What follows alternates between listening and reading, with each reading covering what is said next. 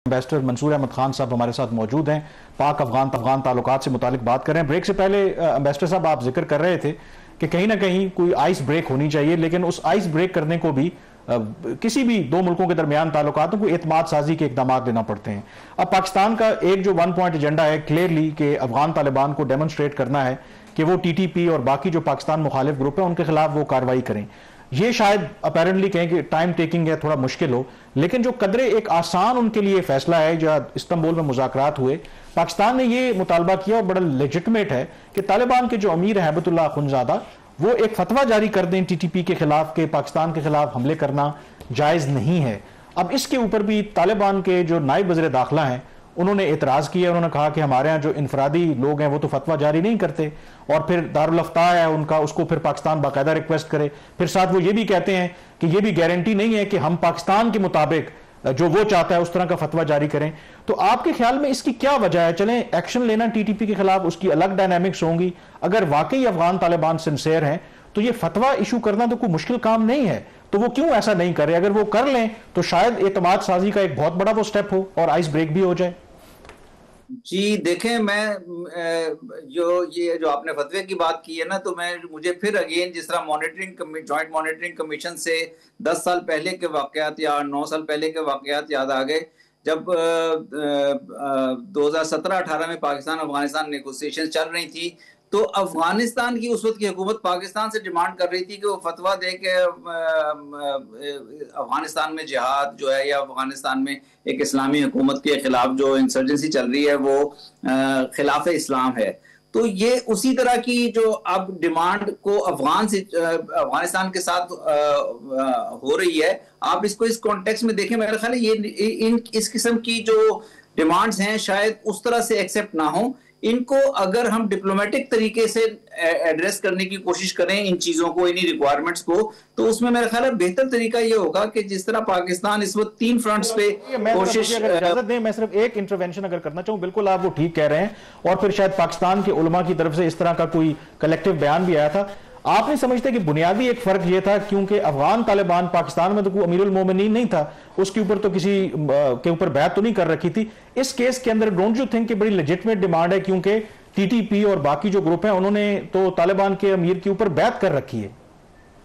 जी बिल्कुल, डिमांड बहुत लेजिटिमेट है। और दूसरे ये कि तहरीक तालिबान पाकिस्तान तो पाकिस्तान के अंदर किसी गैर मुल्की फौज के खिलाफ नहीं लड़ रही, वो तो पाकिस्तान की हुकूमत और पाकिस्तान के कॉन्स्टिट्यूशन के खिलाफ कर रही है। लेकिन मैं ये बता रहा हूं कि इस किस्म की रुकावटें आती हैं कि इस किस्म की डिमांड्स को एक्सेप्ट उस तरह से वहां की हुकूमत नहीं करती, वो कोई ना कोई तावील निकाल लेती है। तो उसका तरीका मेरे ख्याल में ये है कि जिस तरह पाकिस्तान उनसे डिमांड कर रहा है कि एक मॉनिटरिंग मैकेनिज्म बना लिया जाए, मेरा ख्याल है कि अगर हम किसी तरह से उनको ये कन्विंस कर सकें या ये कोशिश कर सकें कि ये मॉनिटरिंग मैकेनिज्म थोड़ा सा ब्रॉडर हो जाए, और इस मॉनिटरिंग मैकेनिज्म में एक नुक्ता तो सिक्योरिटी और काउंटर टेररिज्म के एरियाज को एड्रेस करना हो, साथ ही दूसरे 2 नुक्ते और साहब, ये चीज तो आपको पता है ना कि वहां पे तुर्किया डायलॉग में वो नहीं हो सकी जो इस्तांबुल में हुआ है। हम टूवर्ड्स जा रहे हैं कंक्लूजन। अभी जो पाकिस्तान के ऊपर 2 हमले हुए और पाकिस्तान की इंटेलिजेंस एजेंसीज ने इस्टेब्लिश किया है कि ये इसका जो रूट है वो अफगानिस्तान है। तो आपके ख्याल में इस वक्त हुकूमत पाकिस्तान के पास ऐसी क्या ऑप्शंस हैं जिनको एक्सरसाइज करते हुए हुकूमत जो है वो रिस्पॉन्ड दे सके? देखिए, ये पाकिस्तान के पास तो 3 ही किस्म की एफर्ट्स है ना। एक, पाकिस्तान के पास काइनेटिक रूट है कि पाकिस्तान उन जगहों पर जहां पर अफगान ये तहरीक तालिबान पाकिस्तान के फाइटर्स मौजूद हैं उन पे या तो काइनेटिक स्ट्राइक करे या अपने बॉर्डर के जरिए कुछ इस तरह से कंट्रोल कर सके कि उनका इनग्रेस वहां से कम हो। और दूसरे, Pakistan economic pressure, economic leverages और मूवमेंट के जो बॉर्डर के लेवरेजेस वो ऑलरेडी इस्तेमाल कर रहा है। और मैं यही कह रहा था कि अगर मॉनिटरिंग मैकेनिज्म जो है, अगर अफगान साइड के साथ इस तरह का एग्री हो जाए कि ये तीनों इश्यूज उसमें आ जाएं कि मूवमेंट ऑफ पीपल, इकोनॉमी, जो ट्रेड का रास्ता भी खुले। क्योंकि देखिए, ट्रेड बंद होने से तो जो नुकसान हो रहा है वो हमारे ट्रेडर्स या उनके ट्रेडर्स जिनका भी नुकसान हो रहा है वो तो टेररिज्म में डायरेक्टली इन्वॉल्व नहीं है।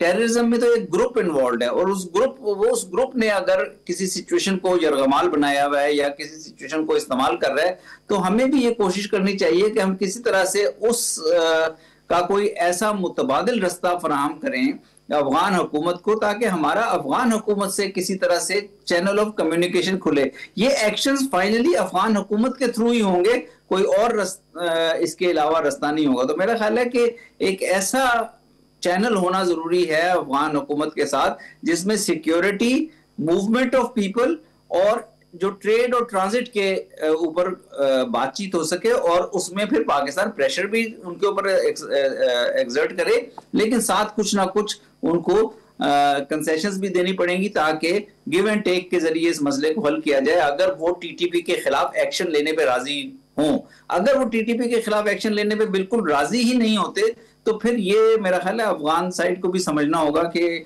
ये पाकिस्तान के लिए एक बहुत सीरियस नहज पे चीजें आ चुकी हैं इस वक्त।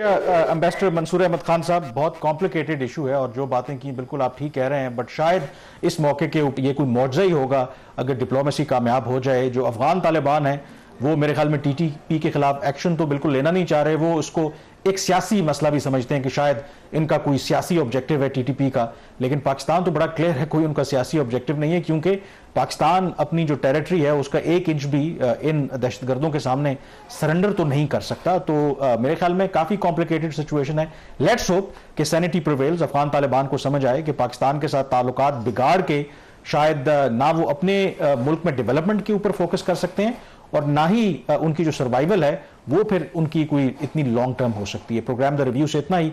कामरान यूसुफ और शहबाज राना को इजाजत दीजिए। अल्लाह हाफिज।